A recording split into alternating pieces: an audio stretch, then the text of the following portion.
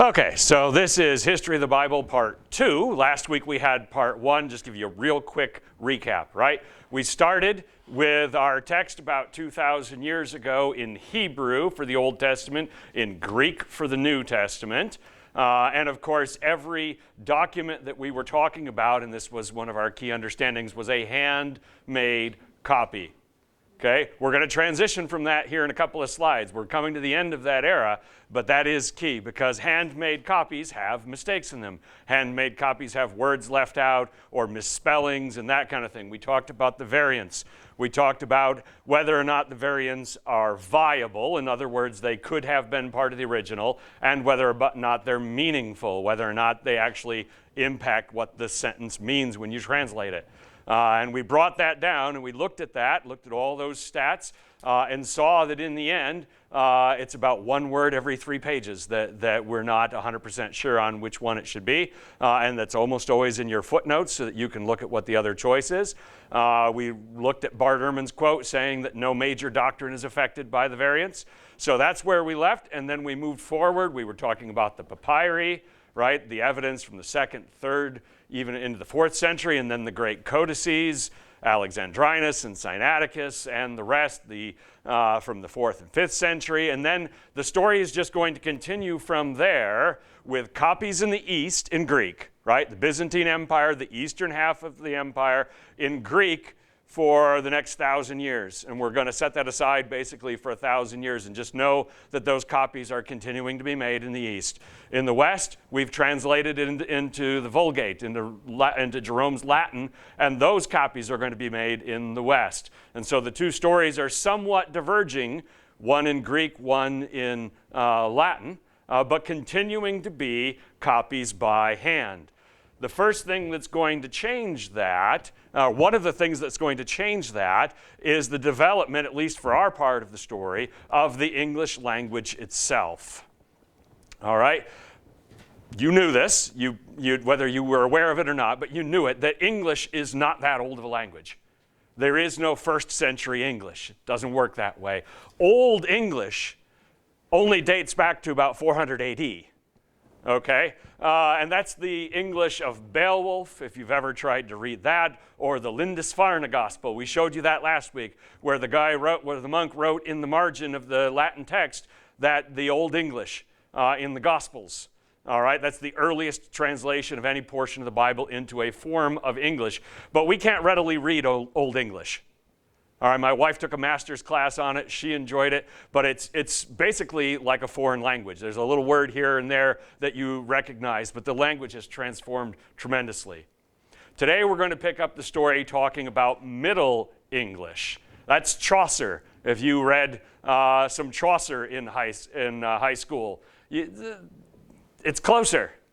All right, we're going to look at some Wycliffe, and we'll see the difference there as well. And then eventually into early modern English, which is that Shakespeare that you all loved so much growing up. And of course, the Tyndale Bible, the King James Bible, that middle period, that late middle or early modern period. And then, of course, modern English, fascinatingly enough, from 1650 to today. The changes have been much less drastic in the last 400 years. With the language itself. So English is developing during the time period that we're talking about today. We're going to basically go from the first translations to English through the King James Bible today. So we're going to be talking about that period while it is moving. And remember, if you have questions, go ahead and stop me or hold on to them until there's a pause. I'll try to pause a number of times. The first major development then for our story of the Bible into English is Wycliffe, John Wycliffe, and you can see his name spelled about 6 different ways with any number of F's. It's a fascinating thing. Nobody knows the right spelling. But there's the text in the top corner. Now the font is a little difficult, right? But it almost looks like you got right here, of his beginning, right? I mean, we can work it. We could figure this out if we really needed to. This is another handmade copy, right? We're still in handmade copies. All the Wycliffe Bibles were made by hand. All right, this is the first translation of the Bible, the whole Bible, not just a portion of it, into English. Wycliffe did the New Testament work himself, a man that doesn't get as much credit because they're called Wycliffe Bibles. His name was Nicholas de Hereford, and he translated the Old Testament, and then another gentleman named John Purvey revised the Old Testament and the New Testament to sort of smooth out some of the differences between their work. In 1408, and that's well, there's different ones on here. The bottom one's 1480. In 1401, a development happened in the Kingdom of England that led to problems for Wycliffe. And that was a law or a judgment saying that if you are a Lollard, you are a heretic and should be burned at the stake. Problem being, Wycliffe was a Lollard. All right, Wycliffe was a Catholic priest, as of course, this is before the Reformation. If you're in the West, you're a Catholic priest, right? If you're in the East, you're an Orthodox priest. Those are the only two choices. He was dismissed from Oxford in 1381 because he was criticizing the church. What were his criticisms, you wonder? They're interesting ones. Number one, he thought that the scripture should be in the vernacular, in the language of the people. Hence the translating work, right? He was very passionate about that. He also believed in consubstantiation instead of transubstantiation. And if you know the argumentation amongst the Lutherans and the Anglicans and the Catholics about the exact theological definitions there, that's an argument that is going to consume the church in 150 years. So he's a little ahead of his time arguing about that. And then the third thing, which really ruffled a lot of feathers, is that he didn't believe in the saints, in pilgrimages, in holy waters, in anything. That by the late Middle Ages, there was a lot of that stuff in church life, right? Pilgrimages were huge. And he didn't believe in any of that and was preaching against it and teaching against it, and the church was not amused. Okay, so he was kicked out of Oxford. A number of his fellow Lollards were burned at the stake. They were imprisoned, executed. Wycliffe himself not amongst them. However, this is the background during which he's doing this translation work, and the reason why in 1408 the king, under the Archbishop Thomas Arundel, banned any new translation work in England, into English, into any language, but obviously primarily into English without church supervision. Now, if you think about that, you can see both sides of the case, right?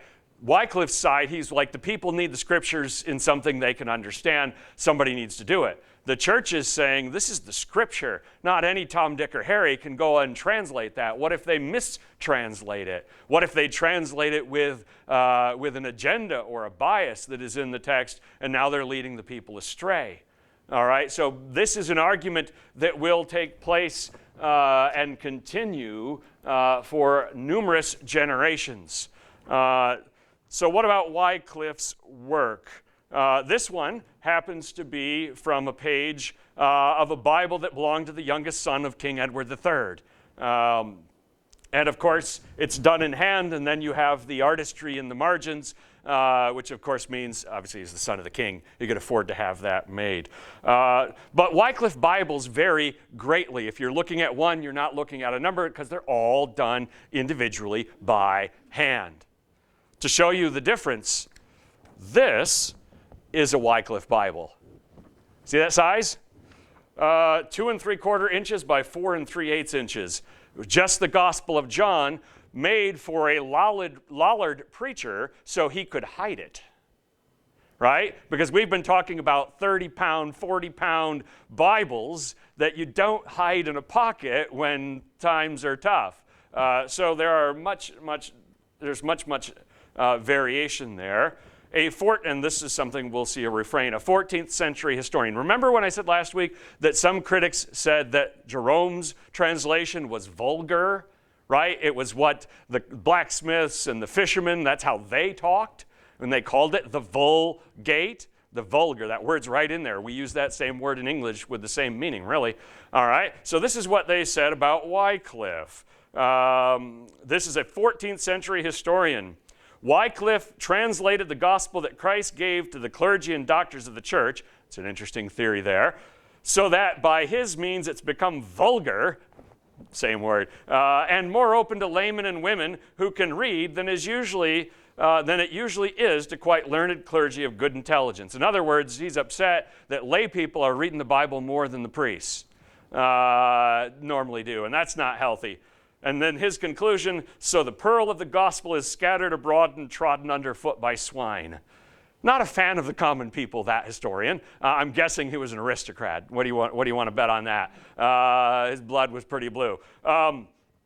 So Wycliffe makes an effort at it, all right? Makes a big effort at it, but it's, of course, only handmade copies, and some of them are burned, and there's persecution, so it's not going to be a widespread movement. And actually, nobody's going to try a New English translation until 1525. So 150 years, more or less. This puts a stymie on English translations, and so the people are not going to generally have the scriptures in the language that they can understand. Not that many of them can read it, but if someone reads it out loud in English, they can understand it. If they read it out loud in Latin, if you don't know Latin, it's still not doing you any good. So there's step one, is Wycliffe. Because it's in, got to go back. Uh-oh. Go. Sorry, lost my, there we go. Because it is in Middle English, it doesn't have as much impact on the translations that we read today because the language itself has shifted so much. The next big development is one far away from England, and that is the fall of Constantinople, which of course is now Istanbul, to the Ottoman Turks. The Turks had been advancing on Constantinople actually for hundreds of years, had laid siege to it before, had always been stymied by the walls, the massive walls of Constantinople, and then something was invented, the cannon. And now your high walls are so much rubble. All right, many a castle was instantly obsolete once cannon showed up because their walls were high and thin, because that's how you stopped guys on ladders. All right, that's not how you stop cannonballs. Eventually the city falls, the empire falls, and a flood of Greek manuscripts goes to Western Europe because all of these refugees are fleeing west and they're taking with them their valuables. And that means if you're a priest, if you're a monk, you are bringing your Greek manuscripts with you. And so now in the West, after 1,000 years since people switched to Latin, all of a sudden there are Greek manuscripts floating around. And that gets people to thinking, why aren't we studying the Bible in its original language? Why use the go-between of Latin? It's a good question. And so we're moving another step forward in ours. But something is going to intervene that will be even more consequential for the history of the Bible, for the history of the world, really, and that is the printing press. If you remember, the year 2000, Time magazine put out an edition about the millennium, and they named the printing press the invention of the millennium. It's absolutely indisputable. There's nothing is even close to the impact on the world of the printed page. All right? Before this moment, everything in the world that you could read was done by hand. Right? Everything. In China, in the Mediterranean, everywhere. Which means there's a limit to how much knowledge can be out there because it's slow and it's tedious and it's expensive.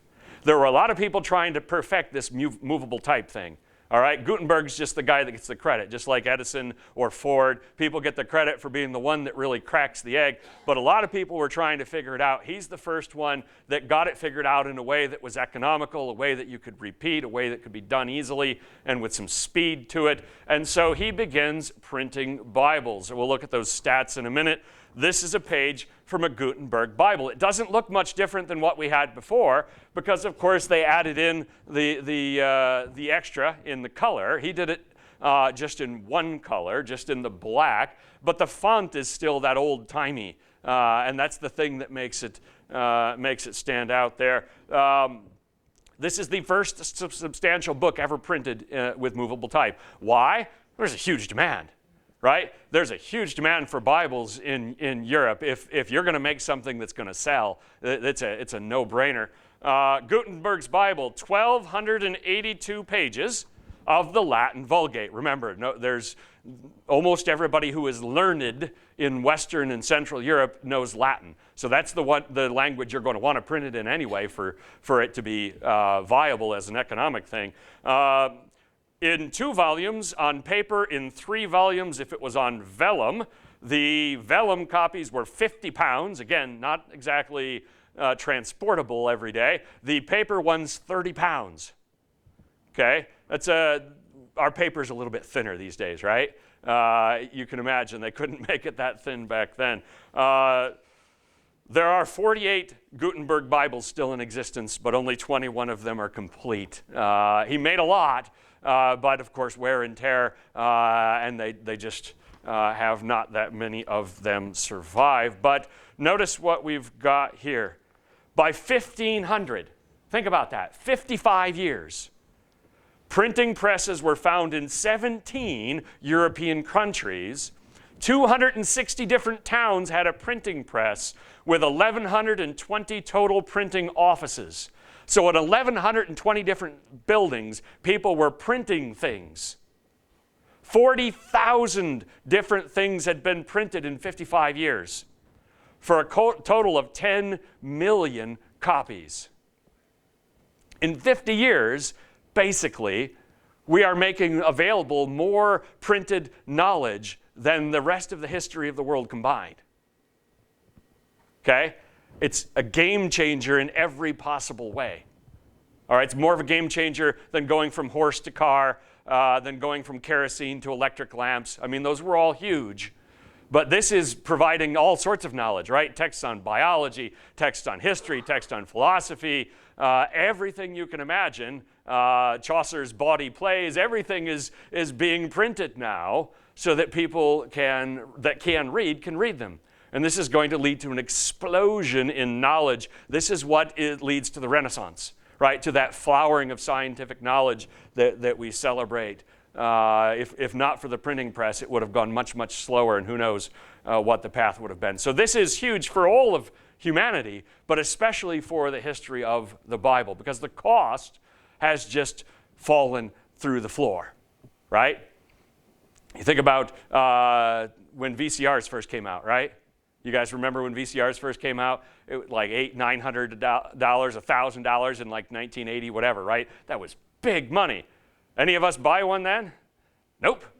Waited like 6 years until the price went, right? Now you could get a VCR at a garage sale if you could find one for $5, right? I mean, it's like that. The price just falls for Bibles. And so now ordinary people, now a blacksmith could afford one if he can read Latin. Now anyone with that kind of modest middle-class income has a shot at buying one because of the printing press. And of course, all the scribes are out of work, and they got to go find something else to do. But that is the nature of technological change. So we're setting the right. We've got Wycliffe preparing the way for a Bible in English. We've got Gutenberg preparing the way for a printed Bible. And from this point forward, everything we're talking about is a printed edition. Okay? Which brings us to Desiderius Erasmus's Greek New Testament in 1560. Erasmus was a humanist, a scholar, a priest. He didn't do much actual priestly work. He was much more interested in his studies. He had an aristocratic patron that helped make that what he was focused on. So this, and I actually have, weirdly, the exact same page. We've got over here the Latin, and here the Greek. It was side by side. His Latin is a revision of Jerome, and he actually thought that was the work that was going to make a big splash, because nobody had revised Jerome in 1,000 years, right? So it's about time to update the Latin. And so he went through, he smoothed some of the translation, he corrected some errors that had crept into the copies of Jerome, that kind of thing. And then, of course, he also did his Greek. His Greek was based on, and we're not entirely sure the exact number, but somewhere between 6 and 9 manuscripts. Remember when I had said there was 5,800 manuscripts that we have today? He had access to about 7 or 8 of them. And he put them in front of them and basically collated them himself, right? He went and looked and saw if they disagreed. He looked at the disagreement and made a choice about it. But he didn't nearly have enough information to have the most accurate text possible. Next week, we'll get to the question of how accurate was his text versus our modern text. And it's not bad. It's a remarkable work considering what he had. All right?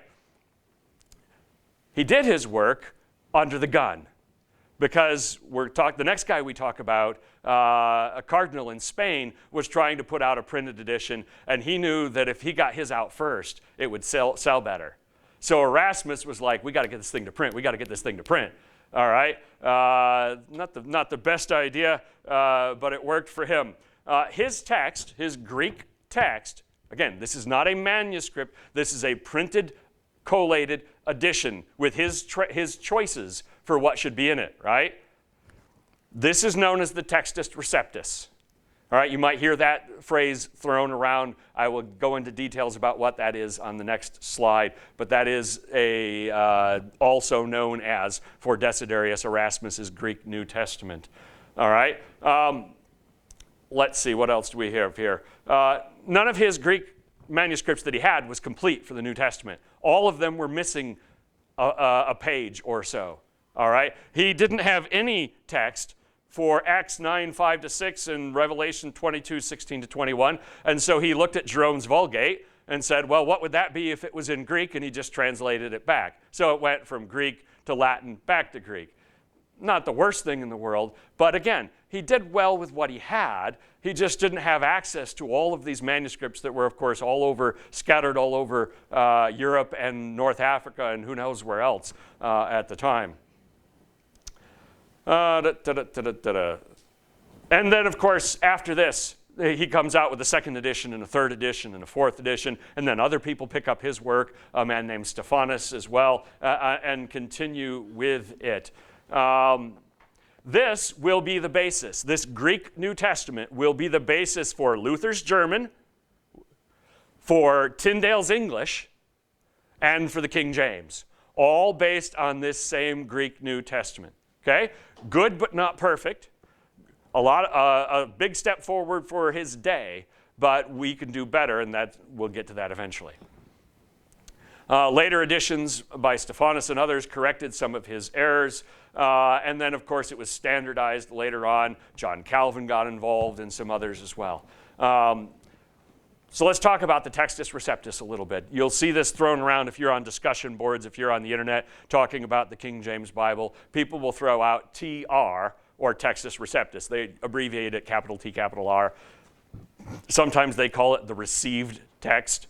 That is the name for the printed Greek text of the New Testament that began with Erasmus. All right? Not hand-copied manuscripts anymore. We've switched to printed copies.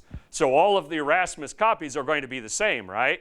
We've eliminated that error of copying because we're just print, right? One page after another until you've got all of that page printed, and then you change the typeset. So they're all going to be the same. And of course, there's more detail here. It's going to be the basis of Tyndale and the King James, and basically all the Reformation Bibles of Western and Central Europe for some time.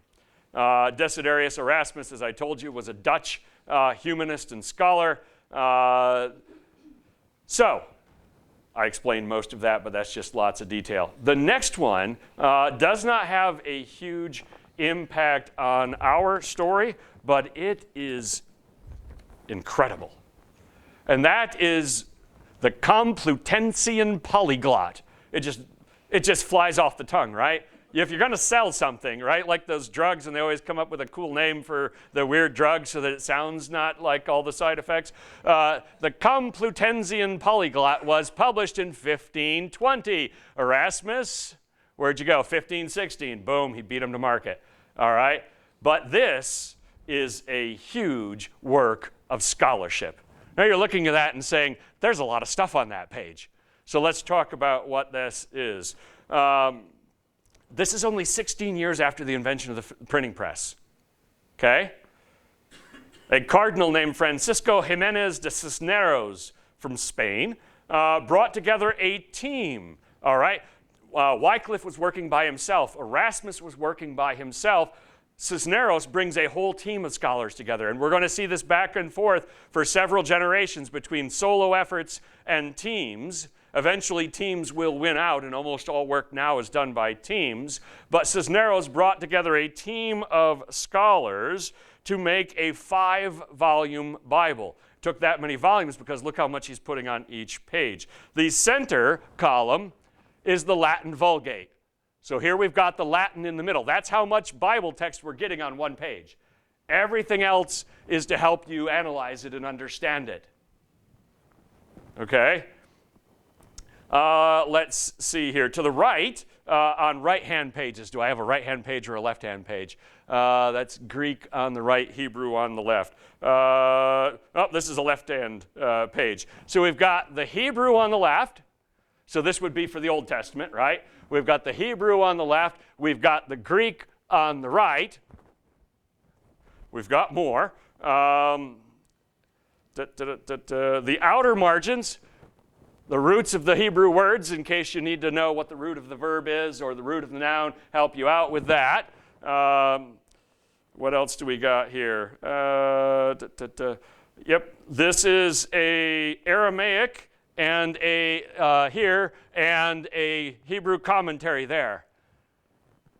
So you got 4 languages plus a commentary on one page to help scholars, right? This is not for the average Joe, right? This is for people that know Hebrew and Latin and Greek and all of that. Your Renaissance men. But notice this. Anybody figure out what this is? The Latin going this way, and if you're going to read the Hebrew as an interlineary, what's your problem? Hebrew goes that way. How do you make that work? Doesn't seem like it could work. They were genius. They put, you can't see them on here, little like A, B, C, D, E, and then above here it's A, B, C, D, so that you can follow it and find the word. So not only are they typesetting Latin and Greek and Hebrew, but these tiny letters to help you find the spot with the Hebrew. All right? All of this is being typeset by hand. Someone has to, by hand, put each of these letters in the right order with the Hebrew going that way and everything else going this way, right? So that they can do one page. Make all the copies of that page you want, right? Because once we take this apart, it's going to take a day or two. I don't know how long it took them because I don't know how many people they had working on it. But holy cow. Now, scholarship, it's amazing. Typesetting, it's incredible. All right? Typeset by hand. There are 5 blocks of text because these are not the same letters, right? 4 different typefaces, cross-references. They made 600 copies. I'd be like, dude, just keep printing, right? But I mean, they probably could only afford 600 of them because this is not going to be on the bestseller list. This is going to be hugely expensive because of all the time and effort that goes into it compared to another book that's printed. But wow. So there are people out there in the church trying to do amazing work, trying to advance the knowledge of the Scriptures and the scholarship of interpretation. Notice some of the details there. It took them 15 years to do this, from the work to the printing. 15 years. His publication was delayed because he went for papal approval. Erasmus is like, I can get this done. And Erasmus secured a 4-year exclusive deal with the Holy Roman Emperor.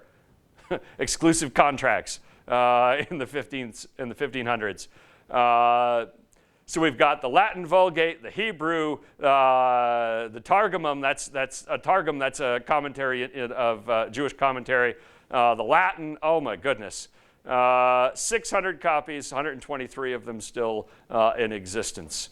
I just think that's incredible that someone took the effort to do that. That's basically a life work, right? The cardinal, if you noticed, died in 1517. He didn't even live to see it printed, but his team did, at least most of them anyway. We are basically at our next to last stop before we spend the rest of our time in the English language. But this has an impact on the history of Europe and the church as well. And that, of course, is Martin Luther's German New Testament. I've got a different page here. This is a defining moment in the history of the German language. Until this time, the German of Bavaria and the Germany of the Baltic, it's difficult for them to understand each other. There's so much variation locally in the language. Luther's going to help change that, because everybody's going to be reading the same Bible in German, and they're going to start talking more similarly to each other. He used the second edition of Erasmus's Greek, and what he did was fascinating. He was in hiding, basically, during this time period, and he would go out into the marketplace and listen to the women shopping. How are they using the German language? How are people talking and using it? Because he wanted his translation to be the way people talk. Not highfalutin, but just regular folk. That's what he wanted, and so he went out and listened to them. And of course, someone complained, because this is what people do.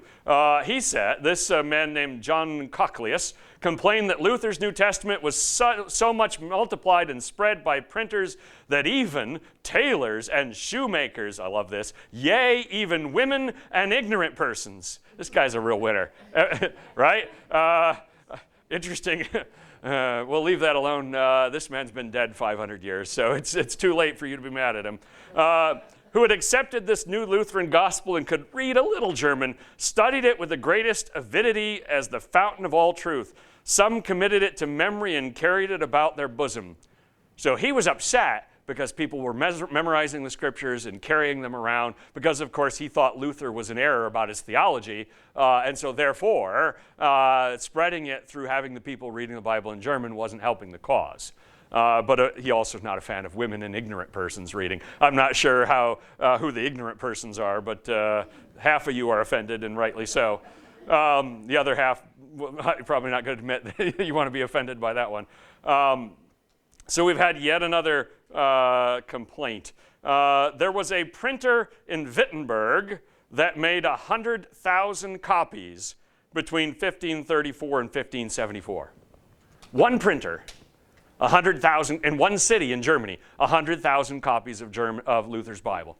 Now, this is telling you the scale of printing that is going on. It's blowing everything away. Again, 50 years, right? And now we're 70 years after Gutenberg, but it's less than a century, and all of a sudden we've got Bibles everywhere. Of course, this will permeate German culture and lead to German nationalism. Wasn't the best thing in the world, but can't blame that on him. Took him 10 months to do it, and he also used Erasmus's Greek New Testament for his basis. Now we are getting to something that you can read for yourself. Hey, let's pause for a minute. Erasmus, Luther, Wycliffe, any questions? All of that thus far. Gives me a chance to take a drink of water too, because otherwise I'm talking too much. This you can read, all right? The font, not the best, right? Because the S's don't look like S's necessarily, and the I's and all of that. But what are we looking at? John, what part? Well, I know the Gospel of John, but what the F-Y-R something T, the first, right? Work it. The first chapter. We can do this. In the, and that's an interesting spelling for beginning, was that word, and that word was with God, and God was that word. That doesn't sound much different than what you already knew, right? and you can go through. It's basically that same level of connection to the English Bibles that we know now. Okay, so let's talk about Tyndale. This is the most influential person on the Bible in English in history. Not on the Bible, of course, and then we're talking Jesus, Moses, Paul, those kind of people, but on the Bible in English, our translation of it. Okay? So this is 1526. It's the first mass-produced English Bible, because now we got a printing press, based on Erasmus's Greek. We knew that was going to be. On Erasmus's Latin, so he looked at both the Greek and the Latin, and he studied them both because Tyndale knew both languages. He also looked at Luther's German to see if Luther understood something in his translation of German that he could use to English. There is a connection between German and English linguistically. And Jerome's Vulgate. So the man was looking at 4 different choices as he was translating this into English. That's a pretty good work of scholarship.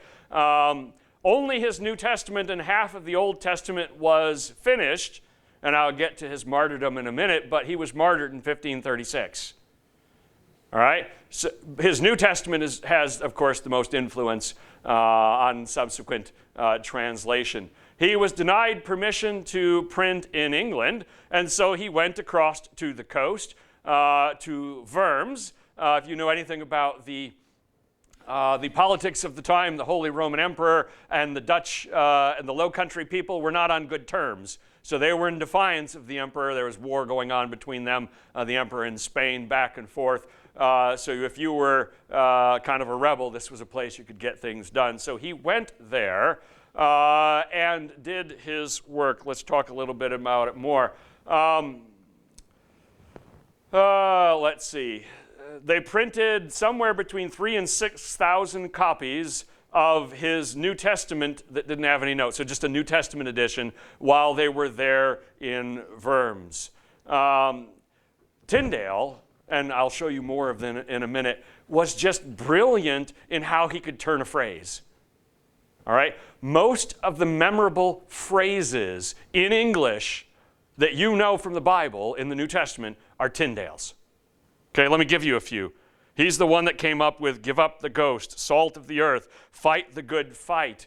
I've got more on the next page, and then I'll come back. Blessed are the poor in spirit. I am the good shepherd. Blessed are the peacemakers. All of that, we haven't touched those. They're exactly the same because Tyndale hit on it.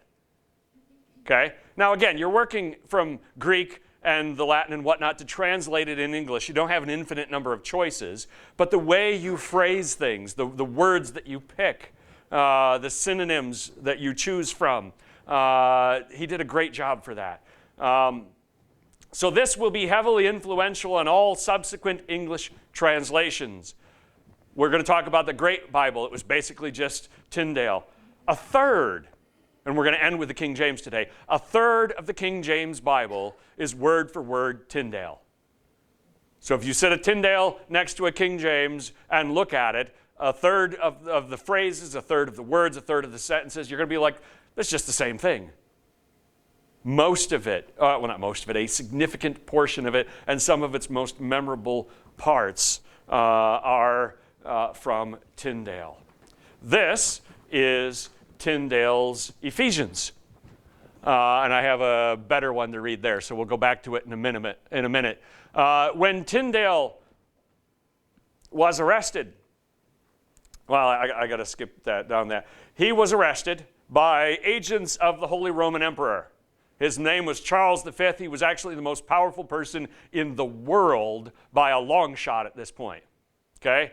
Controlled the whole Habsburg Empire, Spain, Austria, the Low Countries, the New World, had all that gold coming from the slave mines in Peru. So yeah, this guy was not to be trifled with. He was kidnapped by their agents. Actually, somebody befriended him and then betrayed him.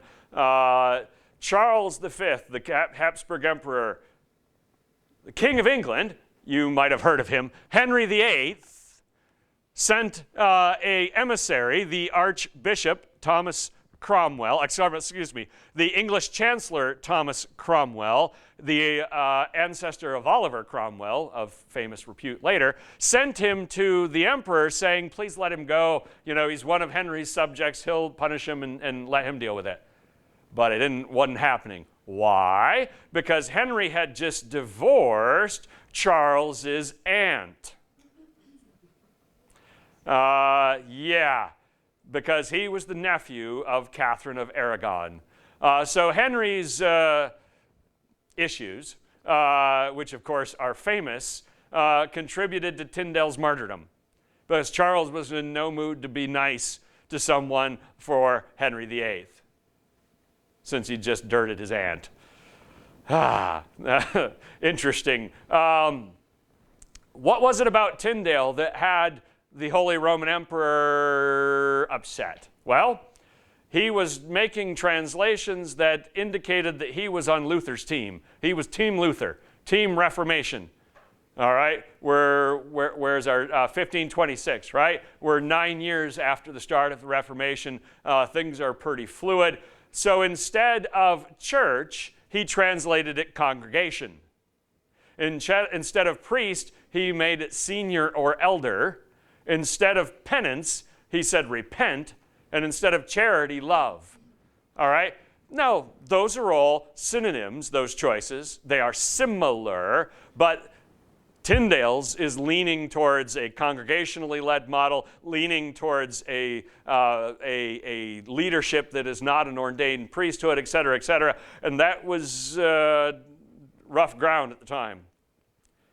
Something Tyndale did here, though, is something we absolutely do today, and other people weren't necessarily thinking along those lines. Look at this last paragraph. Tyndale's translation theory. He didn't feel compelled to use the same English word every time for a given Greek or Hebrew word. Some people think that you can just go in the concordance and look up the Greek word and find the English word, and it's always the same. But it's not. Okay? It's not from one author to another sometimes, and it's not always from one part of something someone wrote to another. Paul in chapter 1 of Romans could use a Greek word, and then in chapter 7 use that same word in a significantly different way, that in English we'd be better off with a different word. Using the same word both times might be some kind of consistency, but it's not accuracy. All right? Formal correspondence is when you say, this is the word, and that's the translation. This is the word, that's the translation, and once you've decided what all the words are, then you just fill it in, right? This is instead meaning for meaning. It's called functional equivalence. You want each phrase, each sentence in the original to have the same meaning in English. It's not about necessarily the individual words. It's about each phrase, each sentence, about the flow of thought, trying to capture the meaning of what the original said. Okay? This is kind of the difference between like when your phone, right? You bump into somebody who speaks Mandarin Chinese and your phone has an app and you say something and it says something, right? Okay, maybe. There's a lot of chuckles with that stuff because the computer doesn't always know. They're a lot better than they used to be because they're just doing, oftentimes, a formal correspondence. The word you said is this word in Chinese, and that word, and doing it word by word. And you get those silly translations and those funny things like when I was in Guatemala and tried to speak Spanish and got laughed at by the women's Sunday school class that I was trying to teach because my Spanish is horrible. But especially since I only know this many words. So I was picking the words. My cognition was ridiculous as well. All right. You didn't need to know that, but there it is. So let's take a look at Ephesians. Now, what are we missing here that you normally see on this? The chapters and verses.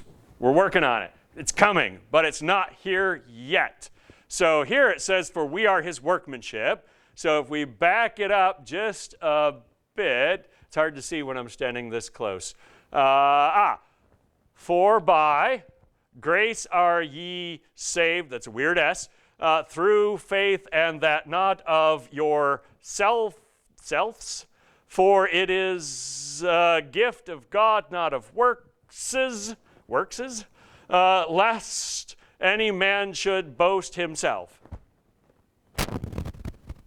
I know that in the King James, the NIV, and several other translations, almost the same thing, right? Other than the interesting plurals and whatnot. That's Tyndale, okay? And so now, from here on, until the modern translations, right, all of the editions that we're going to be talking about through the King James, we're polishing Tyndale's work. We're taking what he did and saying, we're going to tweak this, we're going to add this, we're going to fix this, but the man hit it. All right? Stop and think for a minute. Questions about Tyndale. I don't think I'm actually overhyping it, how influential Tyndale's translation work is. We don't read Tyndale much anymore, but we are still. Yes? Well, so this was him in the New Testament.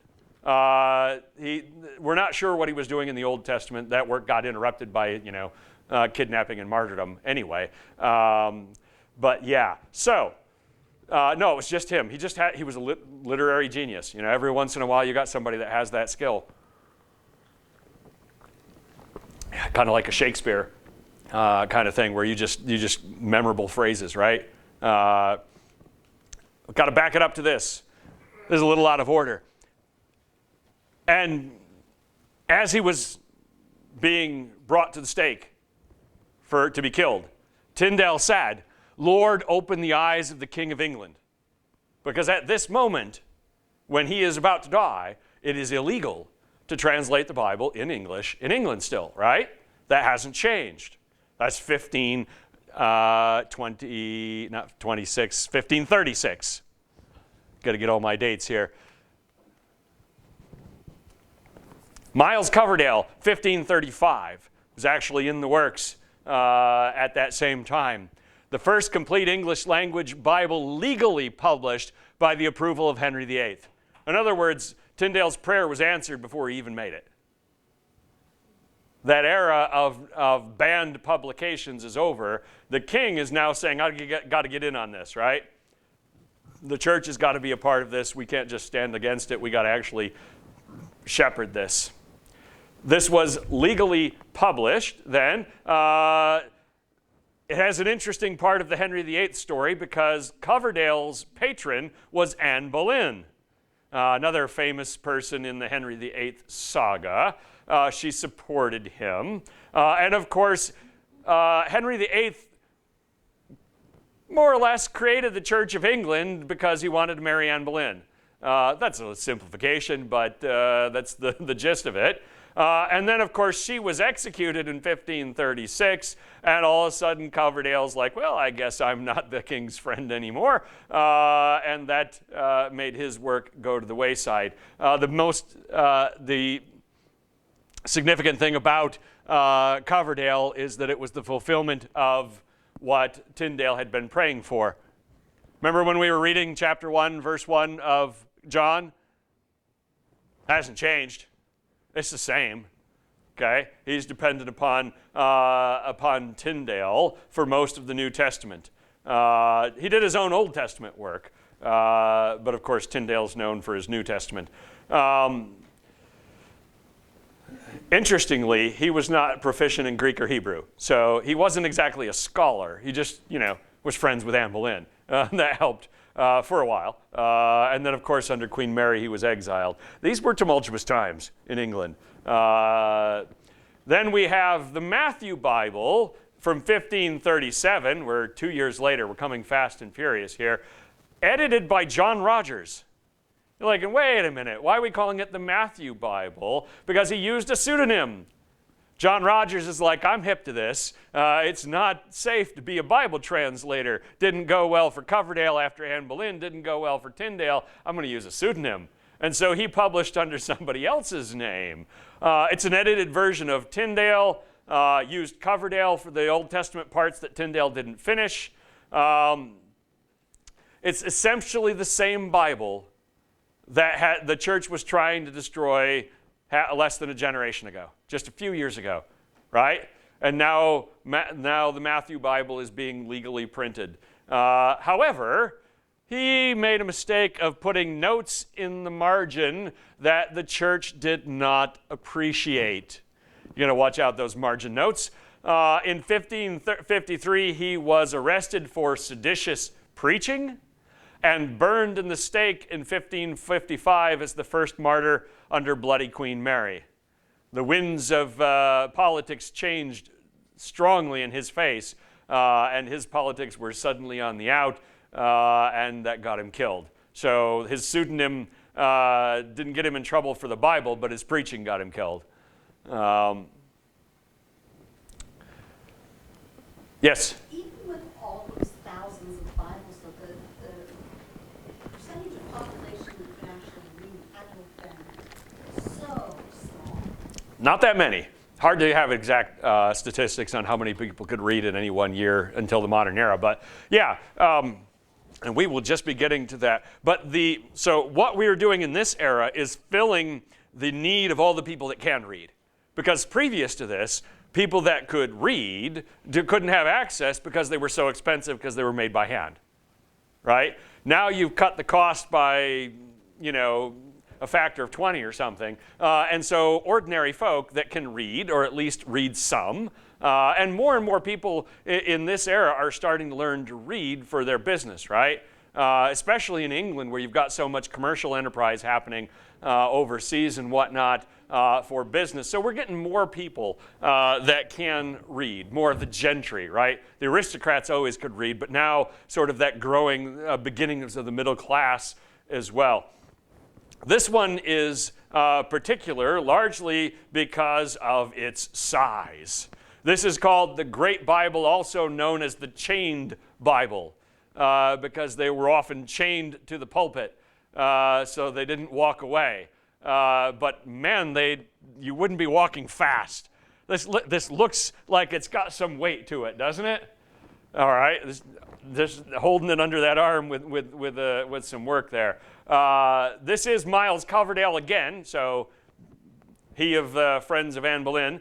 Once again, relying heavily on Tyndale and Erasmus and Matthew's Bible. Everybody again now is just building off of Tyndale, who built off of Erasmus, Greek to Tyndale. So here is the cover page, and this is interesting for how it depicts things, of the Great Bible, because here on the throne we have Henry VIII giving the Bible to the priests on the one side and the lay people on the other. What a nice guy, that Henry VIII. Allowed the churches, however, to obey a law that Henry had passed in 1538 that every church should have a public Bible, chained to the pulpit for use in worship and public reading.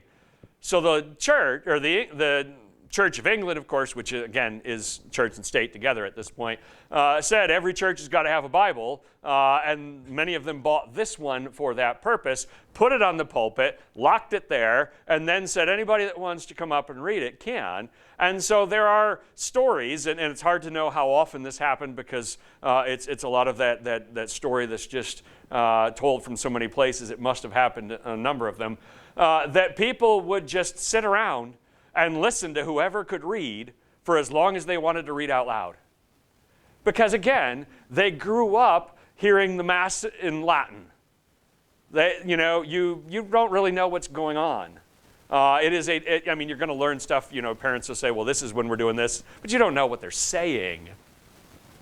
All of a sudden, you're hearing the scriptures for the first time. This is your faith. This is what you believe in. You're hearing the stories of David. You're hearing all of that stuff in a language that you can understand. And so people just sat there and listened. That poor one guy in town that can read, right? He's like, I need more water. All right? I got to take a break. All right?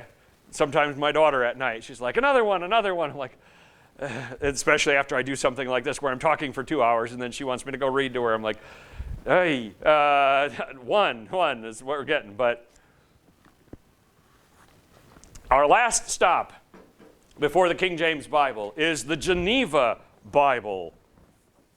And you may not know as much about the Geneva Bible, but it was hugely influential on two groups, well, an individual and a group that you know quite well. So let's talk about the Geneva Bible. I've got one very similar to that. Notice, what do you notice about the Geneva Bible? Two things should jump out at you. Chapter and verse. Hey, chapter XVIII. Some of you know which one that is. 1, 2, 3. Finally, someone said, let's put some chapters and verse in this thing, right? So we can find things. This, in 1560, okay, 1560, we are 43 years after the beginning of the Protestant Reformation. This is published by Protestant exiles in Geneva, Switzerland. This is the reign of Queen Mary, which is England lurching back towards Catholicism for one short reign. And the exiles went to Switzerland, to Geneva, where Calvin was, to wait it out. All right, the first English Bible to contain verse and chapter divisions. And something else you might have noticed. What else do you notice about that text? If you're reading my notes on there, you're cheating. Look at this font. Modern font. Hey, finally somebody's used a more unreadable font that's called the Latin typeset. It's very similar to, Times New Roman, something that you would see on, and not those weird ones that some people use in Word when they're scrolling through all the 8,000 fonts that are available on there, but a font that is a lot easier to read. So we're making some progress. This is a smaller one. It's not going to be a 30-pounder. It's cheaper. It's more affordable. We're making a lot of progress for the ordinary man here and woman, right? What else do we notice about this? There's one important thing that's not typical until this point. What is all this and all this? These are the notes. There's the text, notes. Text, notes. This is a study Bible. This is a study Bible extraordinaire, and not just any study Bible, a John Calvin approved Calvinist study Bible. All right, these are notes from the likes of John Calvin and John Knox and Theodore Beza, the giants of the Reformed movement. And so you kind of know which way these notes are leaning in their interpretation, right? This is a predestination-heavy kind of text here. And so it's got all of those notes that lean in that direction in the margin. King James I. You might have heard of him. We're talking about him next. That's the James of the King James Version. He was not a fan of this Bible for one very good reason. The margin notes refute the divine right of kings. The divine right of kings is the theory that kings really like, that says, God appointed me, set me apart to be the king. I am destined to rule, and to challenge me is to go against God, etc., etc. The margin notes said, not so much. And James is like, don't you be bringing that Bible in my country, right? Because no king likes that, apparently. Why would you if you're a king? So this will become, how many notes you say? Excellent. 300,000 words of geographical, textual, and theological notes to explain, as it says, the hard places, which again is what a study Bible does, right? Tells you about the geography you don't know, tells you about a word that's kind of funky in Hebrew, and so that you can understand the translation better, and then of course the notes that explain the theology of whoever put them there, in this case Calvinist theology.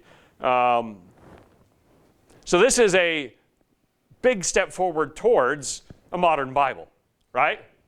The text behind it is still Erasmus's Greek, so that will change slightly in the next 400 years. But the way we're going about things will not. Modern typeface, chapters, verses, and notes. That's only the cheap Bibles today don't have notes, right?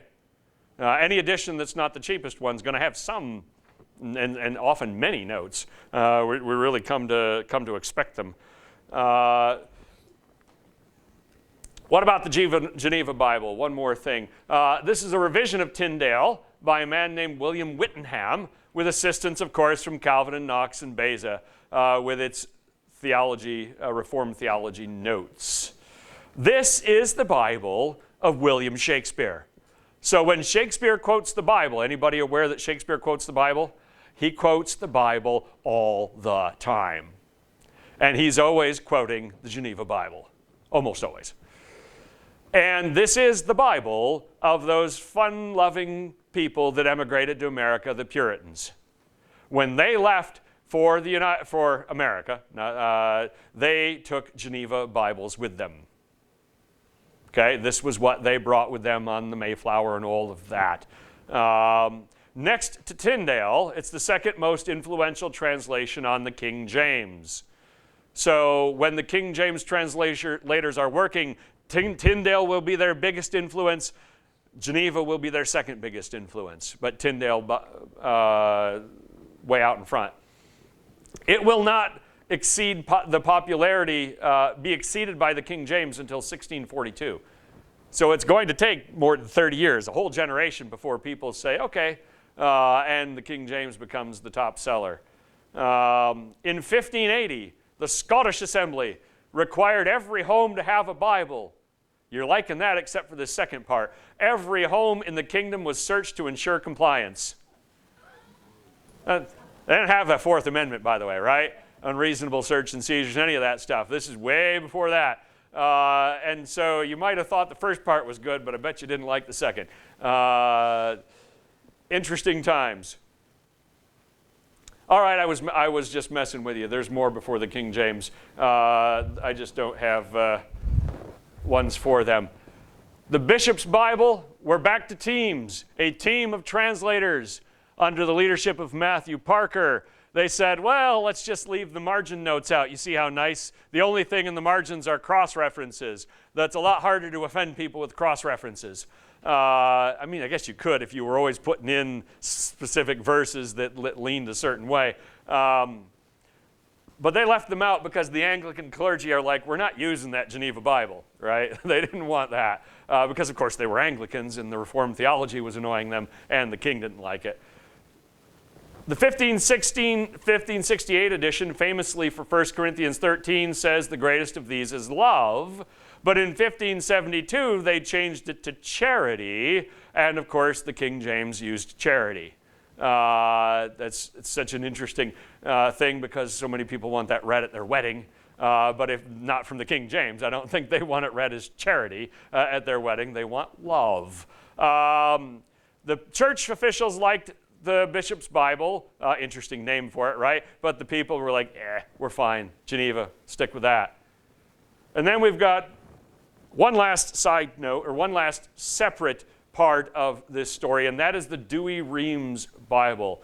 We've been talking almost exclusively since Tyndale about Protestant Anglican Bibles. This is Catholic Bible. 1582, this is the English Catholic response to the influence of the margin notes of the Geneva Bible. Officials of the church in France and whatnot said, man, those margin notes are having a big impact. We need margin notes in our edition. And you can see there's some over here.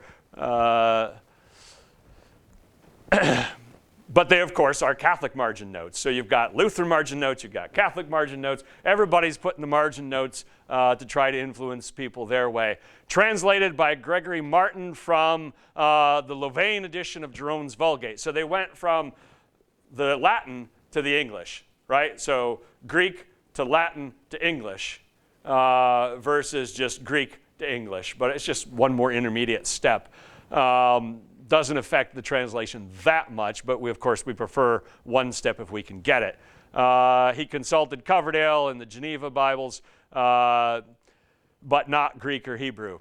And so now we've got the argumentation between Catholics and Protestants taking place in the margin notes, which, considering the 30 Years' War and all of the slaughter happening, that was probably the tamest place the arguments were happening. All right, we've got 50 minutes to go and one topic because it's a doozy. So let's pause and see if we have questions at this point.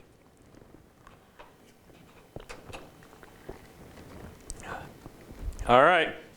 I may be ahead of schedule. We will see. This one's a bunch of slides, though. The King James Bible, 1611. I've often heard, a lot of people like to call it the authorized version, the AV, but we just saw a bunch of versions that were authorized by the different kings, right? So it's not a big deal by the time we get to 1611. In 1604, so 7 years before this, James, who again is not a fan of those anti-monarchy notes in the Geneva Bible, said, we need a Bible. All right? And he's also not a fan of the Douay-Rheims because of the gunpowder plot. If you've ever heard of that, of Guy Fawkes' day, a man named Guy Fawkes attempted to blow up Parliament, brought a bunch of gunpowder into the basement below Parliament and very nearly blew the place up. The history of England would have been much different had he succeeded. But James was all over the Catholics in England after that. Saw them as subversives and tried to get rid of them. But of course, he also found time to persecute the Puritans. He was an equal opportunity persecutor, both on his right and his left, so to speak, politically. He was picking, going after people he disliked in both. And many of those Puritans said, this is the last straw, we're out of here, during James's reign. And they left the country, took their Geneva Bibles, and went elsewhere. Now, we were talking about individuals versus teams, right? Individuals versus teams. Now we're teams, okay? A team of 54 translators working in 6 groups on different sections of the Bible and then meeting to go over their work. So they would have a group working on Genesis and a group working on Exodus and a group, working on different pieces, and then they would come together when their work was done and have the whole group, listen to what they had done to see if they offered suggestions. This is a massive amount of teamwork compared to what Tyndale was doing by himself most of the time, right?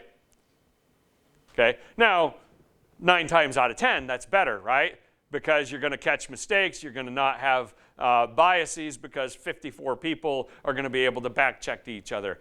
But one person's literary genius might shine through on a literary front.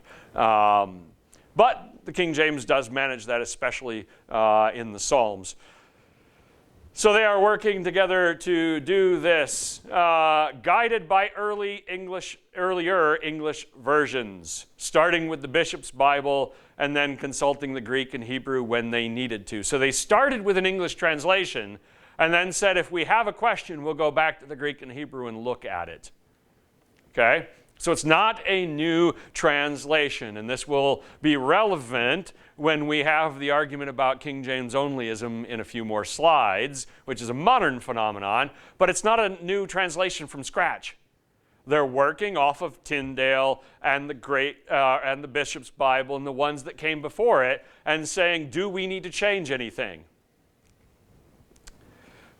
The person in charge of the project was a man named Bancroft, and he had 15 guidelines. You don't need to know all 15. Numbers 1 and 15 are the most important for us. Number 1 was Bishop's Bible would only be altered when evidence demanded it. And of course, the Bishop's Bible is working off of Tyndale as well. So in other words, we're not going to change anything unless we see a reason to change. We're not starting from scratch. Rule number 15, previous translations will be used when they agree with the Greek and Hebrew text instead of focusing on modernizing the language.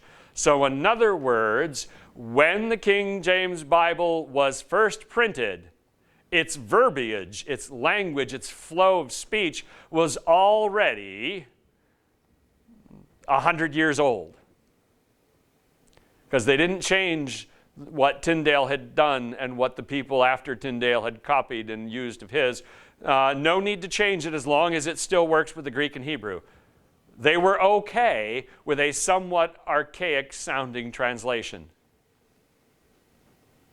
Now, only marginally compared to 500 years later, right? But, 400 and some years later, but still.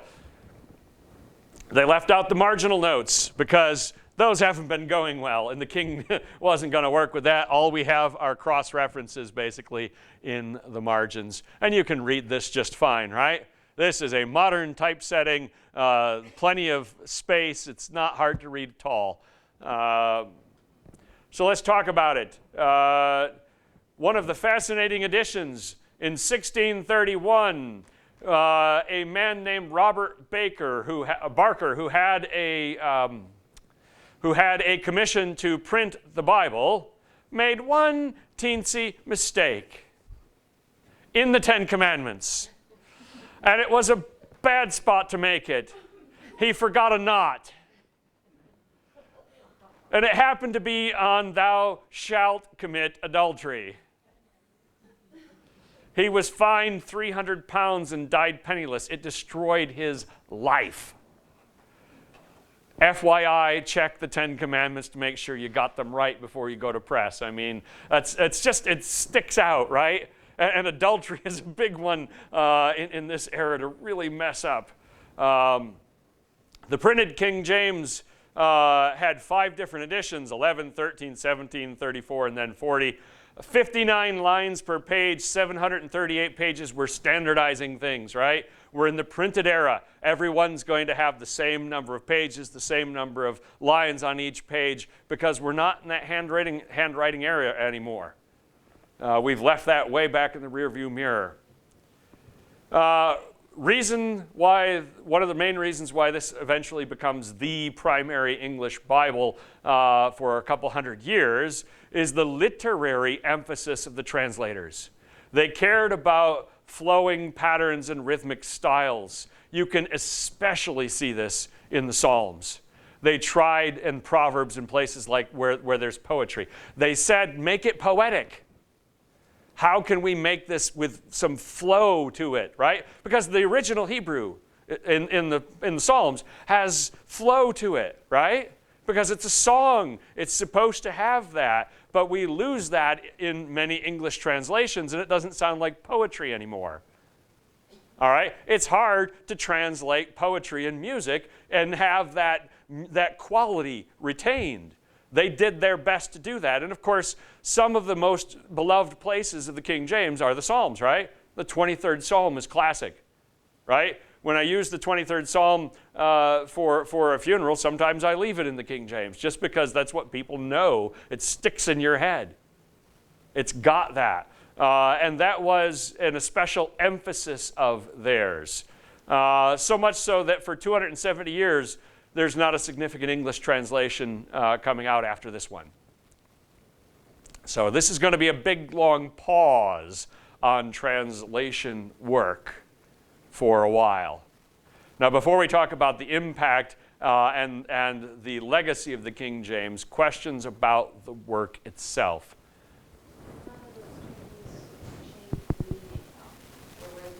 No, they're trying to find a way to keep the meaning, but still make it poetic, of course. And that's a challenge, right? I'm not a songwriter. I'm not a poet. I'm not sitting there thinking, I need a 3-syllable word that ends in Y for this third line here.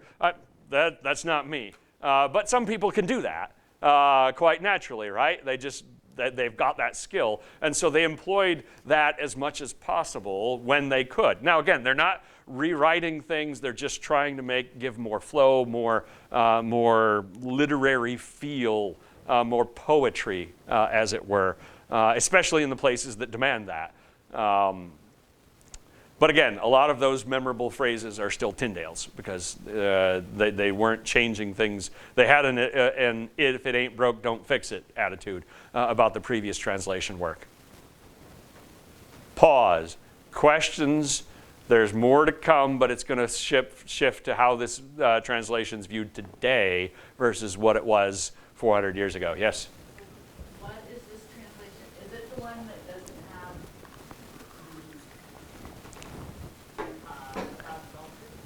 Well, that was just one man's edition. So one printer who had a license to make copies, right, had a copyright license so he could make copies, basically, and he screwed up when he was setting that page and forgot a word, and it ruined his life. The rest of them are fine. That would be a real collector's edition if you could find one. There weren't very many made, of course, because as soon as they found out he made that mistake, it was a little too late. Always, editing matters. And that's a big one to let slip through. Yeah. This is the King James Bible of 1630. Well, of 1611, and then there are further editions that come out after that. The first edition is 1611. If you drive around, you might see a church that says on the sign KJV 1611 on it, right? If you haven't, I have. I look at church signs when I drive by. I'm fascinated by what they got on there, sometimes terrified by what they've got on there, but I'm always interested. And that is something you will see because they are saying that they have not changed from the original edition. It's not actually true because the modern King James is actually an update from the 19th century of this, but that's okay. We'll leave that alone. So what happens with the King James Bible? Well, it's the exact same pattern as Jerome's Vulgate. At first, people were like, I don't know about this one, right? We love our Geneva Bibles. And what'd they say to Jerome? What we don't need it. What are you making this? Leave it. And then they were like, we like it. It works for me. And then a generation, people are like, oh man, I love this thing.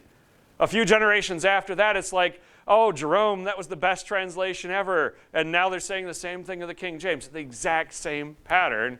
And then 1,000 years after Jerome, people were saying, what are you translating this into English for? What are you what are you doing all that work? It's perfect the way it is, leave it alone, right? Well, 400 years after King James, people start saying you should leave it alone and not touch it and not do anything else. It's the same pattern. And eventually, you will get at people that say this is the last translation that ever need be done of the Bible. So let's talk about that. If you're not familiar with the King James only controversy, this will be a bit of a rabbit trail. I am very familiar with this. I grew up knowing a number of people that fit this bill. I knocked on a man's door once and talked to him about this issue when I was doing door-to-door evangelism at my last church. Found out later that he's in a church of one family because he's never been able to be in a church with other people because he argues and fights with everyone, and it ends up being just him. And people, I was like, I talked to this guy, and they're like, was he down by it? And they're like, oh yeah, we know him. I was like, so let's talk about King James onlyism. And I made this chart up. This one's a me special because I want to make sure we're on the right page here. Okay? And this is a sliding scale with much difference in it. Number one are people who prefer the King James. They're willing to use other ones, but they're not upset, and they're not upset when others do. So you would rather read from the King James. But if you were visiting another church and their pew Bible was an ESV, it wouldn't make you mad. And when people read together in the service, you would join in. You're not freaked out about that. And if someone else likes a different translation, you're fine with that. You just prefer it. That's fine. I am entirely fine with that. That is a worthwhile position. If that's where you want to be, by all means do it. Right? Number two, you believe the King James is the best. You're unwilling to use other translations, but you're not hostile towards others that do. Maybe your love of the King James goes a little bit more than that, and you think it's the best translation in English. That's an opinion. It has some great literary qualities, I'll give you that. And if you don't want to use another one, that's fine as long as you're not hostile towards other people. Okay? So far, so good. All right? These are just people that like something, right? That's like saying you only you only watch the Pirates. You're not going to root for anybody but the Pirates. I don't know why, but you're not going to root for anyone but the Pirates. But you're not upset if someone else likes the Yankees well, not the Yankees. You should be upset about that. If someone else likes another team, right? That's that kind of thing. 3, you believe the King James is the only legitimate English version, and you're hostile towards other English translations and those who use them. And some people don't like the New King James only or New King James either that are in this. So now you've got some hostility towards other English translations. We're taking a step each time, and I spent a lot of time trying to put these lines here between these beliefs. 4, you believe the King James is the only legitimate version in any language. And you're hostile toward all other versions, including the New King James. There are people who believe that the Bible should not be translated into Swahili or Chinese or Russian or something because we've got the King James and that's the only legitimate translation there is. Okay? Which, set aside the arrogance of saying other people have to learn English before they can hear the gospel, that is a bold statement to say that no other language has the Bible. 5, and this is, I don't come into contact with too many such people, other than online, that are 5. Every once in a while, a 3 or a 4, mostly 3s, but these are out there. You believe the King James is a second act of inspiration, that the original Greek and the Hebrew manuscripts are unnecessary, even unwanted, and I'll show you examples of that opinion. All other versions in any language are of the devil. And that's literally what they say, and I will show you the examples. Now, there is also a much less common TR-only-ism, Textus Receptus-ism, which are people that only want their Bible based on Erasmus's work. All right, so they would be cool with the New King James Version because that's based on the same Greek text. And I interacted with one of those gentlemen quite a bit years ago after a post that I wrote about King James onlyism, and it went okay. It was a good conversation. So let's look at what is out there. If you go on the internet, there are bad things out there. These are some of the things that are out there. I just took these right off the internet and did not change them. On the left, does it bother you, and this is someone who does not like the New King James Version, that 100,000 translation changes have been made? 22 times they omitted hell, blood, repent, heaven, God, Lord, damnation, Jehovah, which of course not original anyway. And so this person is going after the New King James and saying that it changed things. But notice it's saying it omitted things. And this is a key of virtually every King James only debate I've ever seen, is that you say the King James is the standard. Anything added or subtracted from that is changing the Word of God. Rather than saying what Paul wrote is the standard, anything added or subtracted to what Paul wrote is changing the Word of God. Then, of course, we're talking about the Greek original manuscripts. We're talking about translating them. But when you say that this is the standard, then you can say that those are omissions or additions and changing the Word of God. But in fact, you're changing a translation of the Word of God. And there is a big difference to that. All right, not all translational changes are good. Obviously, you could make a bad translational change, but it's not the same thing. Notice this one over here. All right, they're saying basically that all of the other Bibles, except for the King James, are afraid to use the name Satan. They're scared of him and they won't put his name. Read the context of Psalm 109:6 at some point. After we're done here, read 109:6. He's not talking about Satan. He's talking about an accuser. David is asking that his enemies might have an accuser to confront them. He's not asking for evil personified to come and be a part of this. It's a bad translation to put Satan there with a capital S, a pronoun, right? A proper noun. And so all of these other translations, including the New King James, and there's a footnote on the New King James just to make sure, I'm sure it says at the bottom about Satan. So they're basically saying that they're afraid of him.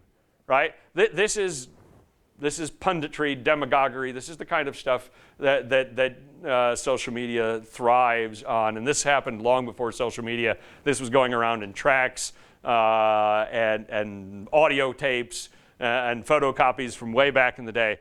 So once you assume that this is the standard, then everything is a change or a removing or a messing with the Word of God. Can I get you to flick the switch on the second switch on the light there? The sun actually went down some, and I think I'm starting to stand in the dark a little bit. Oop, no, I mean both of them on. Sorry, that was not good instruction. There we go. For the folks watching on there, it might be a little easier to see. A little bit more. On the left we have, and I actually have seen I've seen a documentary where he does this, and it is fascinating. His name is Samuel Gipp. He's an older fellow. I have not heard of him passing. I think he's still with us. He made a documentary where he had a bunch of college students sit down in a Bible study with different translations and asked them to read a specific verse out loud together. And of course, their words weren't exactly the same. And he said, look at this confusion. 1 Corinthians, 14:33, God is not the author of confusion. If we can't all read our Bibles in unison together, then what do we have? It's not the Word of God. I'm like, it's not what Apostle Paul was talking about, right? For one thing, who in the first century is doing unison readings of Scripture? Because none of them have their own copy, right? They've got a reader up front, if anything. And right? And then the college students in the documentary are like, oh, now we see that these translations are bad because we can't read them in unison. Well, if they were all ESV, that would have worked. If they were all New Living Translation, that would have worked. Just the same as if they were all King James, it doesn't mean anything. All right, and then this one is putting the shoe on the other foot. All right, the NIV in Jude 1:25, based on the modern Greek text that we'll talk about next week, says, through Jesus Christ our Lord, before all ages. But the old King James, where's Jesus Christ our Lord? They took it out. They don't believe Jesus Christ is our Lord. It wasn't in Erasmus's text that he was looking at. The modern text has it because, of course, Erasmus was only looking at 7 or 8 of them. Remember, we talked about that. So this is the original reading. They just didn't know it in 1611. It's not that they were evil. It's not that they didn't believe in Jesus Christ our Lord. Because, of course, in any of these translations, Jesus is depicted as Lord thousands of times, right? One change in one verse, one correction of a mistake from the copyists that Erasmus was looking at is not changing any of that. This one I put because it's just cool. All right, this is old hand drawing, and so I've seen this used a lot. Psalm 12, 6 and 7, that the word of the Lord is purified 7 times. All right, now you know that that's in Hebrew culture, right? That just means it's done to its completion, right? 7 times is a perfect number. It means we did it until it was done. The King James only advocates say, see, we have 7 Bible translations until we got to the King James, and then the Bible was perfect, and you should never do it again. But of course, they skipped some of the ones in the list in order to make it come out to 7 at King James, which is weird. And then they put all of this stuff over here, all this nasty stuff. You've got Codex Vaticanus. It's got the word Vatican in it. It must be evil. There's a whole lot of anti-Catholic rhetoric in this, by the way. You got Wycliffe. They're going after the American Bible Society. That's nice. They got Wycliffe over there. You got the Jesuit Dewey Reams. If you throw the word Jesuit in front, that just makes it worse, evidently. The Jehovah's Witness Bible has nothing to do with any of the rest of this, but we'll put them together. The New King James is also suspect, etc., etc. Oy, oy, oy, oy. There's numerology in this because it's the 23rd edition, at least it was when this was made, of the Greek text that the modern Bible used, and so they're saying, oh, 23, look at the numbers, and blah, blah, blah. Anytime someone starts going off on numerology, just walk away, right? There's insults, there's innuendo, they're going after Wycliffe, they're going after the New King James. They use Psalm 12, 6 to 7 all the time. But of course, David is not talking about translations of Scripture into English when he says that the Word of God is purified 7 times. You know that, right? Because David was writing and speaking in Hebrew, and English was 2,000 years from existing. That's what we call eisegesis. It's where you look for something in the text and you go put it there but the author didn't put it there, but you put it there because you want it to be there. It's a bad thing to do. All right. These are all quotes of Mr. Gipp from his own website, and if you go to this website, the hyperlink's on there. It's a trip. It's like a website from like 1992 with just all sorts of links, like there's thousands of them. I was like, wow. I checked it out last week just to see. He says this: since we have the text of the originals, interesting air quotes, preserved in the King James Bible, we have no need of the originals even if they were available. In other words, if we uncovered something like the Dead Sea Scrolls, he doesn't want to see it. And then this one I love. The English language had been developing for many centuries until the late 16th century. About that time, it finally reached a state of excellence that no language on earth has ever attained. It would seem God did the rest. He chose this perfect language for the consummation of his perfect book. A little bit of English arrogance there, right? He's an American, by the way. But I mean, holy cow. English in the 16th century is the perfect language? All right. That's an interesting way of doing it. I'll just pick out some of these. This, again, we're taking some information and twisting it. The new versions, he's talking about the modern translations, we'll focus in on what they use next week, are only supported by 5 of the 5,000 manuscripts of the Bible text. That's not true. Okay? He's twisting the evidence there. Critics of the Bible claim these of the Bible, right? Not critics of the King James. They're critics of the Bible. That's a subtle switch. Claim these manuscripts are better than those used by the translators of the AV. That's not so. All right?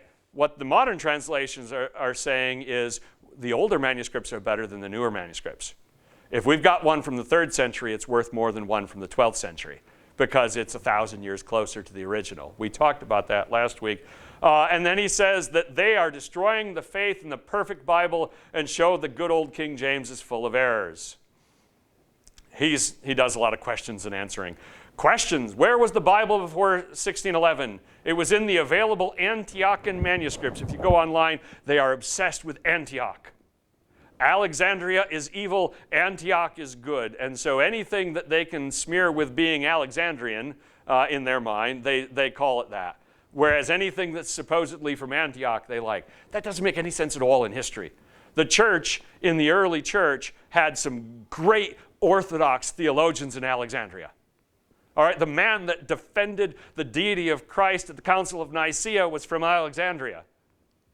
All right, but anyway, and I like this one. Will a Bible college education clear up the controversy over the use of a perfect Bible? They love perfect. No. About 99 out of 100 times a Bible college education will either confuse or destroy a student's faith in the perfect Bible. So don't send kids to Christian schools. They're just going to ruin them.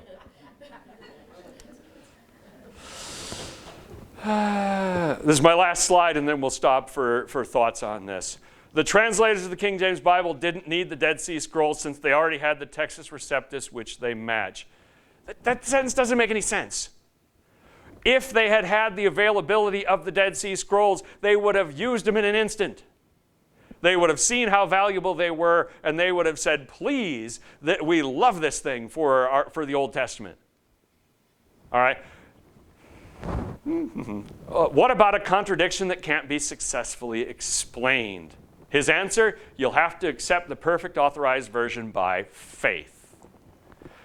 And that's where this ends up. It is a matter of faith that the King James translation, that original edition anyway, is perfect and can have no errors and no mistakes. Even, he will go so far as to say if there is a printing error, right? A spelling error kind of thing in one of the old editions, just take it on faith. He goes after Westcott and Hort. We'll talk about them next week as being unsaved. That's, of course, uncharitable. Has nothing to do with their theology or their character, just their work towards modern translations. Aren't modern English translations easier to understand? Answer, no. Some seem easier to read, but none are easier to understand. I taught English for 10 years. This makes me want to punch something. Right? It's easier to read, but it's not easier to understand. What are you talking about? Right? Oh, and so anyway, there's a whole series it's on YouTube. If you want to look it up, Sam Gipp, he pretends to be a college professor and saves these poor college students from reading a Bible that's not the King James. And a lot of this stuff is in there. And it just... Okay, now, again, I think this movement has lost a lot of steam. This was big in the 70s and in the 80s, especially in independent churches and fundamental churches and independent Baptist churches. I grew up in an independent Baptist church. We weren't King James only, but I knew plenty of people that were. And right now it's sort of on the back burner. I don't know if this is going to come back around in another generation. But the proponents of this, the original ones that started this movement, are in their 80s or older now. So it's not as popular with younger people per se. But every once in a while you will run into someone who is a King James only person. Again, if it's what you prefer, fine. If it's what you think is best, fine. If it's the only one you're going to use, fine, as long as you don't condemn me for using something else. Right? And then after that, we're dealing with questions of Christian brotherhood. We're dealing with questions of how we're supposed to treat each other. And of course, this is not the way translations work. Okay? There is, and I'll early. We'll end with this and then we'll have questions. There is no such thing as a perfect translation of anything. It's impossible. All right? Because that's not how translation works. All right? There's choices. If you're looking at a phrase in one language and trying to figure out what it should be in another language, you have choices. Some may be closer to the author's original intent and his original meaning than others, but that doesn't mean that there are no choices ever, that there's only one translation, and once it's been translated, it should never be translated again. That doesn't make any sense. Because that's not how translations work, and it's not how language works. Is our language the same as it was 400 years ago? No. Is our language the same as it was 50 years ago? All right? There was a time in the 80s when people started using bad to mean good. Right? Michael Jackson was bad. And old people were like, I don't get it. Right? And then they started using fat as a compliment. And just... This is what language does. It evolves, it changes. Words change over time because word usage determines word meaning. And I harp on this in my seminar about Bible interpretation and application. If you want to watch that one or look up that one, we talk about that for a long time. But that's how words work. How we use them is what they mean. Okay? So you can make a translation 400 years later in a language. It's not going to stop. We will need new translations in the future. Now, the English language has slowed its change in some sense because now it's global, right? Our Hollywood and music industries and the internet have sort of made it a universal language, so it's not changing in the same ways that it used to, but it's still changing. And we don't need to read Shakespearean English in order to have the Bible, right? How many of you can just pick up Shakespeare and read it no problem? Not as many, right? You love those notes that tell you what's going on, right? Those are a lifesaver. Find yourself an edition with a lot of notes. I remember the Bill Cosby episode when the oldest boy, Theo, and his friend, Cockroach, said they got Shakespeare on record, right? And they were going to listen to it so they didn't have to read it. And they had no chance because it didn't make it any easier for them to understand. It was just the same words they couldn't understand out loud. And that was a hilarious episode. As a former English teacher, I always like it when people try to skirt the work and it doesn't work for them. Questions? Would you repeat what you said that was at the start of with the phrase, how we use words? Yep. Say that. Would you say that again? Word usage determines word meaning. Yeah, and I think a lot of Well, law is a different topic, though. But that's not. It's not. It's the same with the law. The words change over time and how they are used. Nobody. You're asking me to jump up and down on the thin ice, but I'll do it gently. Nobody in the Supreme Court is reading the founders' words exactly the way they meant them and used them. Nobody is. It's just because that's not the way language works. We're not inside their heads to use the word, to speak and think the way they did. We're looking at their words with our modern interpretations. And I will not apply that to any specific case because that's not helpful to me. But that's, again, it's true in literature. It's true in every kind of usage of language. It's a living thing in that sense. It's always developing. It's always growing. It's always changing. And to say that we're going to freeze it in time and never do it again doesn't make any sense. So take that one step further. Then I've got to begin to understand how you're using that word. Sure. To understand. Oh, absolutely. What you're saying, which is that's. And I'll give you another phrase. We're working on my stealing my thunder from interpretation and application seminar, but that's okay. Hi, Pumpkin. Good night. Good night. Good night. The next phrase, context is king. If you want to understand anything, especially the Bible, look at the context. Because words do not stand by themselves. The words before them and the words after them have something to do with it. All right? Look at the whole phrase. Look at the whole sentence. Look at the whole paragraph. Look at the entire usage of that word and that phrase by the Apostle Paul, kind of thing. But context means everything. Which is why proof texting is a dangerous thing. You just go in your concordance or you just go online and say, show me every time the word grace appears in the Bible.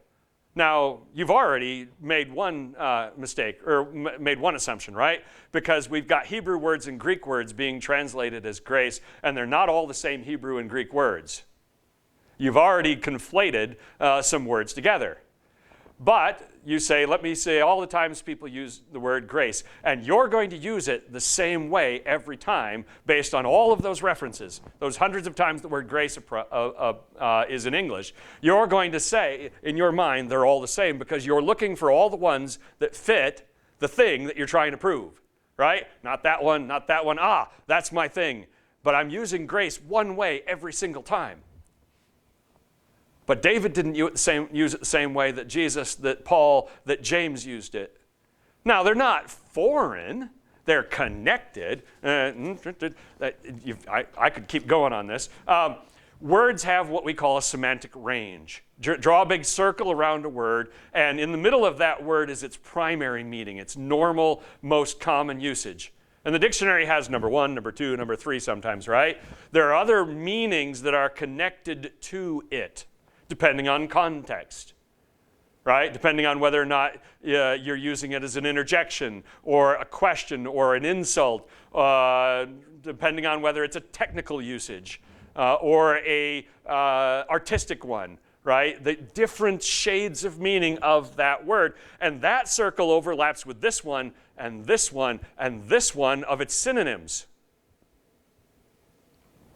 The King James only people are saying, we've made the choice, it's set in stone, it can never be changed. Whatever that team of 54 people did is divinely inspired, which of course I have huge theological issues with them saying they're divinely inspired, because where's your proof? I don't want anybody after the closing of the canon, I want to know why you think they're inspired, their words are inspired. Whether that's St. Augustine or Thomas Aquinas or anyone. I don't think any of their words are inspired in the same sense, but that's theology. So any which way, where are we going? I don't know. It was your rabbit trail. Did we get to the end of it? Yeah, I don't know whether it's just to say that the meaning of the word that you have to understand how I'm thinking about it. That certainly leaves for interpret It does, but that is important. Now, words are not, they are elastic. They stretch, but not inexhaustibly so, right? It still has that circle. You can't pick it up and throw it all the way over there, unless the author is doing, being sarcastic or something and doing something weird with the word. But the context will tell you that, right? Listening to Monty Python, you realize, right? Monty Python and the Holy Grail uses a lot of words in a lot of ways that they're not normally used, right? You listen to that and you go, this is nonsense and gobbledygook, but it's satire. Well, that's a different way of using the language. And so it's not going to be used in the exact same way as something much more, much more normally British, uptight and unemotional. That was a dig. Sorry, Brits. Any thoughts? King James, where we are. So we went from the earlier forms of English, right, Old English, all the way up through early modern English, through the King James. Yes? Would you mind talking about the Council of Nicaea? What was there when they decided who's in the Bible? They didn't decide the canon of the Bible at the Council of Nicaea. We're off topic, but that's okay. So those of you at home, we're on a different topic now. The Council of Nicaea was convened by the Emperor Constantine because he was tired of bishops yelling at each other about the nature of Jesus, his human divine nature. How do we define that combination of human and divine? They were yelling at each other. They were being very uncivil, and the emperor's like, cut that out. I'm in charge. This is my church. We're not going to have that. So he brought all of them around. It was one of the biggest ecumenical councils in the history of the church. They had people from all over the empire and even beyond, bishops and learned men, several hundred of them. And they sat down and they hammered out that big, long creed, what would eventually become the Nicene Creed. Branches are blowing out there. About, the nature of God, right? God of God, light from light, true God from true God, begotten, not made, all of that stuff. That was all in response to Arius, a man happened to be from Alexandria, who didn't believe in the full divinity of Jesus. There were people questioning the full humanity, people questioning the full divinity, and Nicaea and Chalcedon, the two great ecumenical councils, were largely consumed with making sure that those things were put into language that people could accept, that everybody could accept the way that we explain that. Now, again, people were saying he's man and God, but how do we put that? I mean, you need more, right? Now the lights are flicking. If we lose power, all these things are on batteries, but we will be in the dark. Yes, the canon is a whole different one, and I almost did a seminar on canon, but after doing about 40 pages of notes, I didn't see how I could make it fun.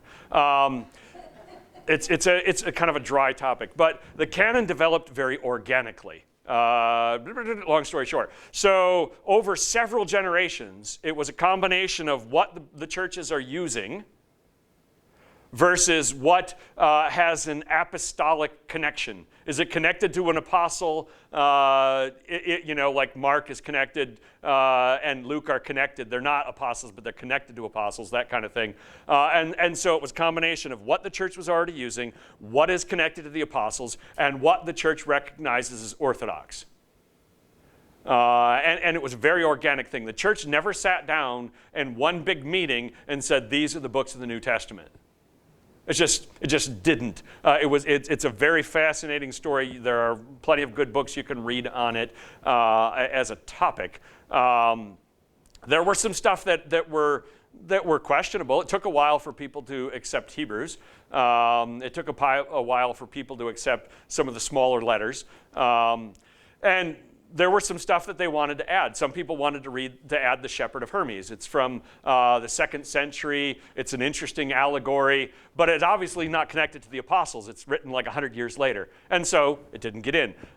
Some people wanted, what's the other one?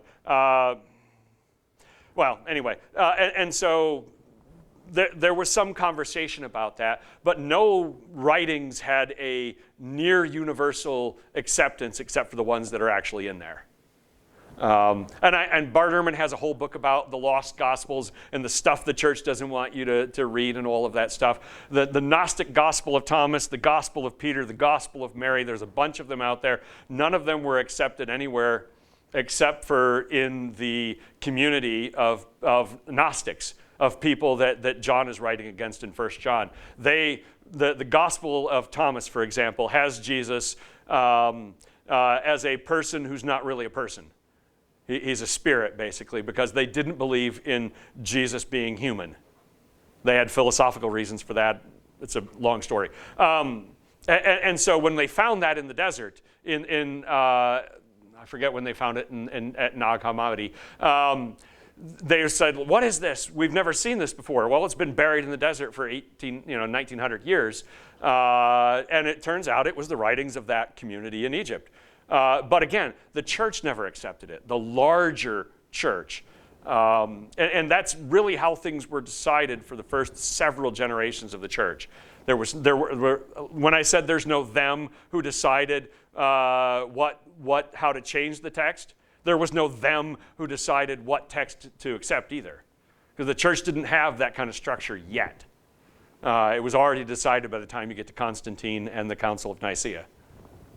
So what about the extra books in the Catholic Bible? That's the Apocrypha, and that's stuff that was written between Malachi and Matthew, okay, in that 400 roughly year period. They're written by Jews. They are written by believers in God. They're not heretics at all. Nothing in there. There's some stuff that's a little odd in there, but it's basically just history and prophetic writing from that period.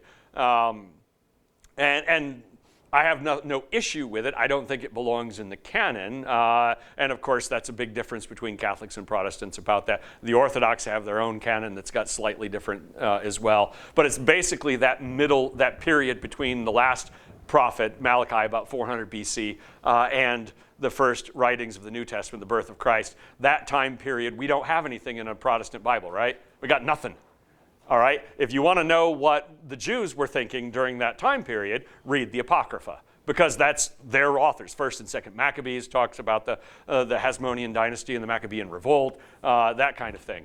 So it's good history. It's interesting insight into what the Jews were thinking then about such things. And most of it, if I could when I was going to do the canon seminar, I was going to put up stuff from the Apocrypha and ask people to guess what it was, and you'd be like, that's Isaiah. They're like, close, because the lightning is coming. That's a sign. Because it's very similar. All right. So then how do you, It's potpourri question night at the end of this, but that's okay. If you got to go, you can go. I'm happy to keep going for a few more minutes.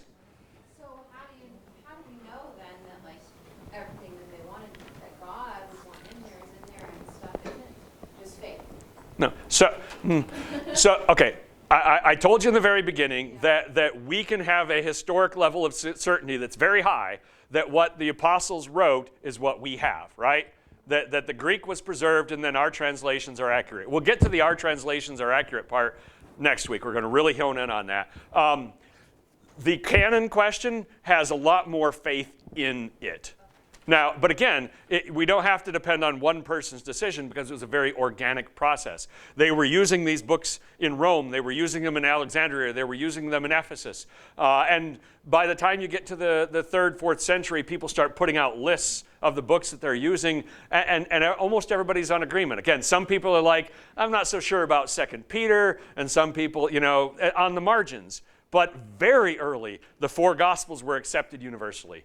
And very early, the writings of Paul, although most people included Hebrews in that's a separate question, were accepted. It's some of the lesser things that like 2nd, 3rd John, 2nd Peter, that people were like not sure about. In part because they're very specific and short writings, and they weren't as well known early. But again, ultimately, their connection to an apostle was the thing that tipped the scales. That was the ultimate final question. Is it connected to an apostle? If it's connected to an apostle, then we want it.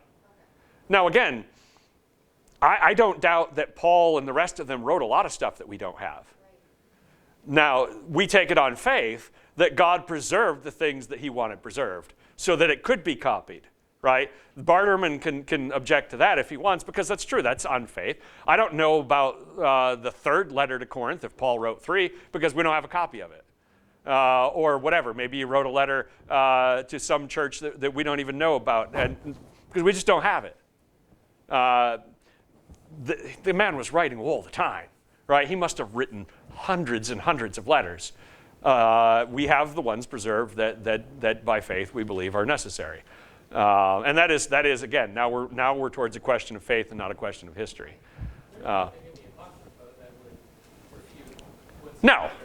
No, the Apocrypha doesn't have heresy in it. It's just the question is, does it rise to the level of being Scripture? And it's a long-standing argument. It goes back and forth, and there's some interesting discussions being had by different people down through the eras, down through the years, from Jerome to Luther and others. They all had opinions about that. Yep. Going once, going twice. Power's going to go out any second now. The lightning is coming. All right, next week we will finish it up. We will get from the King James to the ones that come out right now, and how we got from here to there. There are more charts coming, a homemade chart even. Yes, and it's cooler. I think my homemade chart is cooler than this homemade chart, but not as pretty.